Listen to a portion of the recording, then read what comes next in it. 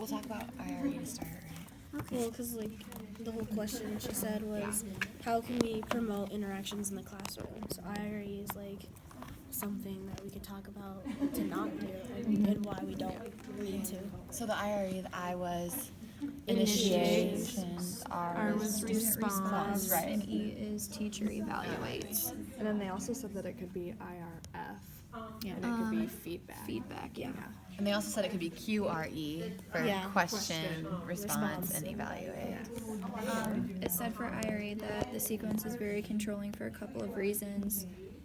Underlying, the teacher already knows what needs to be known and therefore takes the role of judging the quality of the student's response, positioning the teacher in the role of authority. So I feel like if I heard a student talking, I'm already going to know what they're going to say, and I'm just going to kind of Assume what's going to assume, say. and yeah.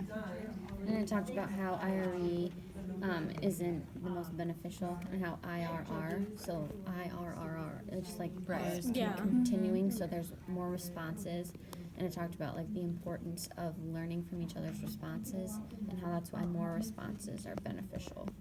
I like that, but I also feel like sometimes it doesn't even need to have the I. I think the students should be able to, as you develop the classroom, they should be able to figure out how to initiate the conversation themselves, and then go I don't know what you would call it, but R, Yeah. R, R, R. Yeah. Kind of putting with IRE too, I feel like now when they want you to do lesson plans, they want you to also do a dialogue of what your students should be saying. So I feel like also we're judging them with that, because if they don't say what we have in our dialogue, then we're just well, they're not grasping our content and they're not learning what they should be. There was a quote from a book, and it bothered me about IRE because it said that we become the one who asks the questions and they become the one who answers the questions. And then that takes away their higher order thinking skills. So having it just be the teacher initiate it and the teacher evaluate it, then they can't think about it themselves, and they can't, we're not honoring their thoughts either. And then they have to answer it the way we want Yeah. them I was to going to say, answer. it becomes regurgitation where the students, instead of maybe talking about ideas, the independent, original ideas of themselves, they just think about what's going to please the teacher, and it becomes more of just hitting a benchmark, right? And it's not really sticking with them, and it's not they're not learning it, and they're not going to use it later on. Well, and then just connecting to that, I really like the idea school and education exists to prepare students to become citizens in a democratic society. And so the book talked a lot about showing that having a difference in opinions and having a difference in ideas is a good thing. And so by using this traditional IRE, I guess, structure that does not honor the difference in opinions. But the IRRRR, or just the RRR, Right. really helps with that, and helps it more democratic in the classroom. And they talked about the teacher, if she gets something wrong, she I like this part. Yeah, thanks for straightening me out. It shows Yeah. that even the teacher can be wrong. And Held accountability. And going off of that, one of the quotes that was in here, I don't remember which one it was, but it said how teachers can learn from their students and make it known when that happens, so that they feel it's okay Mistakes are okay. yes, and they get surprised when a teacher says oh wow, I You're didn't know teaching that. me. Thank you for teaching me. Yeah. I feel like if a teacher never admits they're wrong or that they messed up on something, then the kids are going to be well, then I can never mess up on something or be wrong because I can't look bad like that. And going off of what Alexis and Morgan are saying, it also helps with their evaluation also, because if the teacher's wrong but they're just expected just to take it, then they're never going to develop that critical thinking, and they're just going to be okay with whatever information is being fed to them. And so then they can't go out into society and be a well-informed citizen if they never have that chance. And what I liked about the book was that every chapter had different questions that were asked, and then they would analyze it of different ways we could say it, or why it affects the child the way it does, or how it actually sounds. Because I feel just us growing up and listening just to, well, how'd you get that, or why did you put that? Like, I feel like we're so put on the spot. It's a Yes. defensive asking, like, it's a defensive way to ask, and then I It's feel almost like, automatic. Too. Yeah. It's just like that's just what is known. That's what teachers are supposed to do. They're supposed to question it. and then I feel like all these questions, it's like making them have a deeper thought, or just making them more comfortable to ask the question, or like answer the question. And I can also see where, like, how our words affect their thinking and their perceptions of themselves. Like, we talk about this a lot in ed psych and classes like Yeah. that. But I like how those questions, they really went, like, were dialogue to dialogue on how we really, like, the exact words that we use in that exact order can affect that child's thinking. Yeah, I found it to be a lot of like things that I don't really think about. Like when I would talk to a student, like I don't know. Like when you say, "Good job, you're so good at this." Well, then if they And then you mess go to the something next up, student, or if you say wonderful to one student and then Yeah. good job to another student, it's They the good compare job it. person is then degraded that, oh, mine was, Well, they're mine was okay. Yeah, like, their praising was so much better than mine, like, I'm not as good as them. Yeah. or like the self-fulfilling prophecies and stuff like that. When you're like, "Oh my gosh, you're natural at this." Well, the next worksheet, if they miss one, then they're like, "Oh my gosh, I'm terrible at this." And it's just how, like, we initiate that conversation with them. This was also the book that talked about like when the kid was like a poet, like teaching them to be Yeah. a poet, right? Yeah. I think that's so great. Just giving them even an idea of what they could potentially be and like what how they are acting and compare it to something because it makes them feel like, wow, I'm like an adult. I'm almost I'm acting like an adult. I have a role almost, and I think it's really beneficial for the student to feel that way.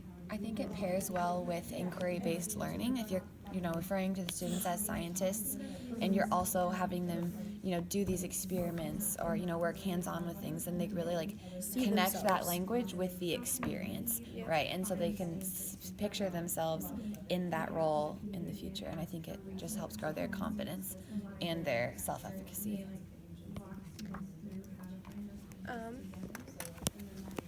Do we want to like talk about specific quotes? Well, about like with the like perception on things that we say, like not even about feelings about themselves, but feeling their attitudes towards school in general. Like page 9, I think it is, where we talk about reading as work. Like when we say, okay, well you can have free choice, but you have to finish reading first. Have to, yeah, Yeah, that you have have to is to read really it. big. It talks And about not- choice. And then not just that, not just like the having to. Yeah. The fact that you're doing it, you have to finish this before you get to do something fun. Then it's like, all right, let me just read it so that way I can have fun. You don't want to turn it into a chore. Yeah.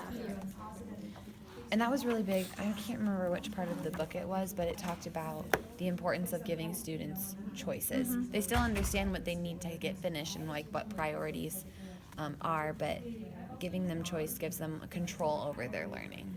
Yeah, it like talked about how you have to give them so much choice, but you also have to have it structured to a point that they know like that this needs to get done. It's almost Yeah. like a line. They have It's like kind of a in the line. classroom management. Like when Yeah. you begin the year, you have to have the structure because it talks about predictability. I don't know if that's in this book or other books, but predictability in a classroom allows the students to have more freedom later on, which doesn't sound like how it would be, but by having structure at the beginning, they understand like the big idea of what needs to be finished and what needs to be accomplished, and then they can independently figure out which strategies work best for them to reach that point.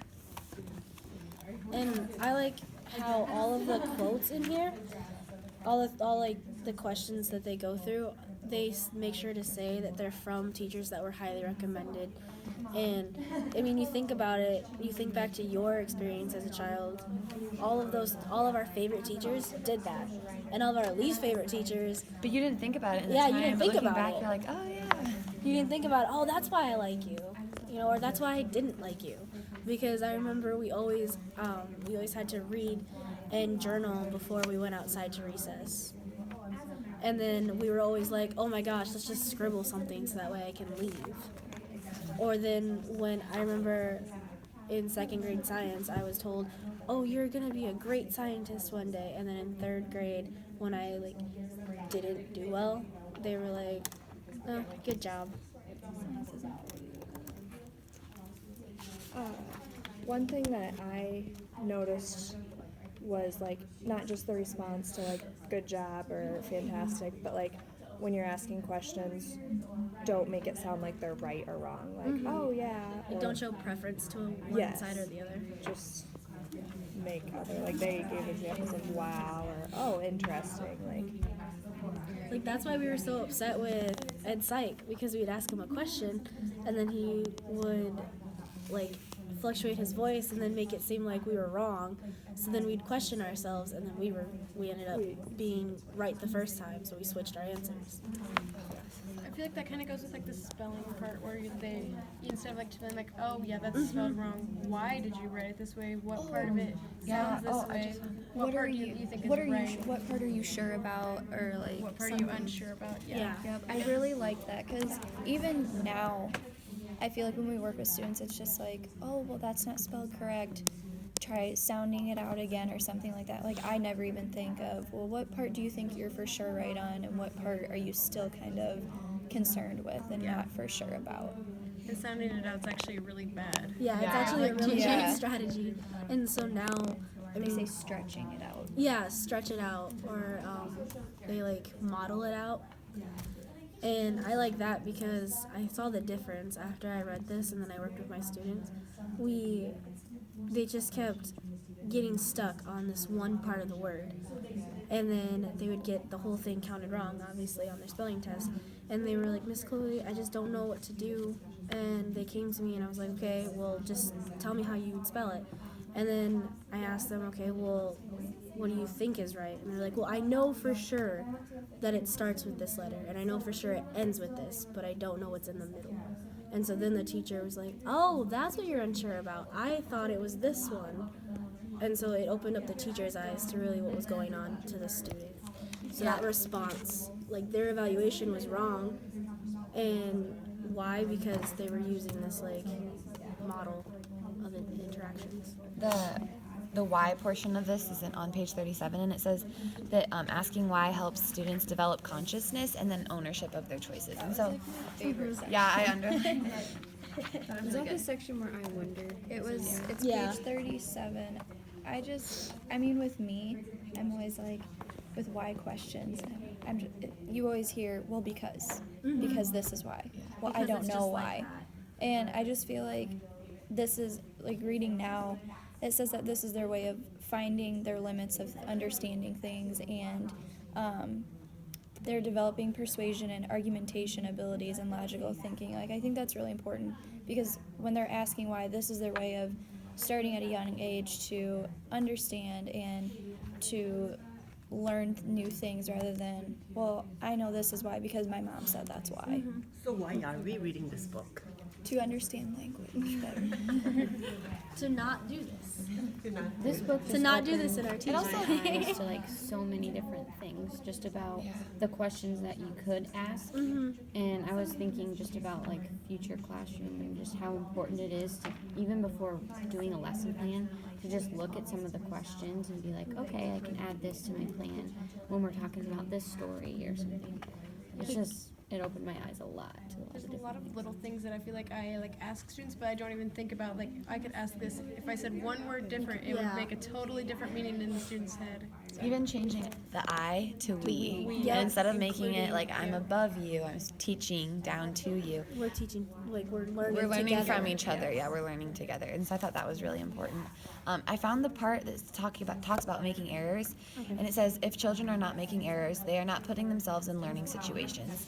And that totally makes sense because unless you're pushing yourself out of your comfort zone, you aren't going to necessarily learn. You aren't just by getting something right doesn't mean that you've learned it. Like you're gonna remember your mistakes and you're gonna remember how you fixed it, and you can then apply the like process of thinking through to different situations instead of, okay, I spelled cat right, but now I can't spell dog. You know, you can apply concepts to different situations. It's exactly like the question when you ask what problems did you come across today? It's symbolizing that you're going to come across a problem. It's Yeah. just a matter of like, what was it today? making it just part of the norm. Normalizing, yeah. And a part of normalizing, it's like talking differently that's surrounding it. So like not just calling it a mistake, saying Right. like error there's like a miscue, or like talking about like saying growing mistakes, like having different different categories that will help them like reshape their thinking about it. and you